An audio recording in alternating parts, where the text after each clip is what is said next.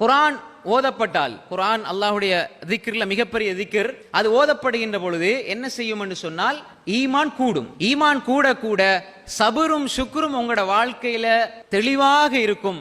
அதனை சார்ந்து வஅலா ரப்பிஹிம் யதவக்கலூன்,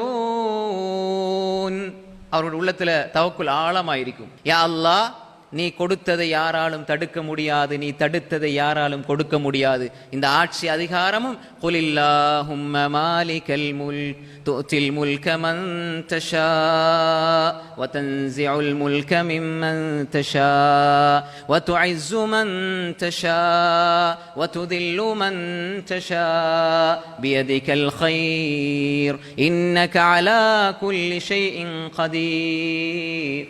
குலில்லாஹும்ம மாலிக்கல் முல்க், நபியே சொல்லுங்க, மாலிக்கல் முல்க், அரசர்களுக்கெல்லாம் அரசனே, ஆட்சியாளர்களுக்கெல்லாம் ஆட்சியாளனே, நீ நாடியவர்களுக்கு ஆட்சியை கொடுக்கிறாய், நீ நாடியவர்கள் இந்த ஆட்சியை பிடுங்கி எடுக்கிறாய், நீ நாடியவர்களை கண்ணியப்படுத்துகிறாய், நீ நாடியவர்களை இழிவுபடுத்துகிறாய். இன்னக அலா குல்லி ஷைஇன் கதீர், நீ ஒவ்வொன்றின் மீதும் சக்தி பெற்றவன் யா அல்லாஹ். அந்த ஆழமான நம்பிக்கை இருந்தால் ஒரு முஃமினுடைய உள்ளம் அது எப்பொழுதும் நேரான சிந்தனையில் தான் இருக்கும்.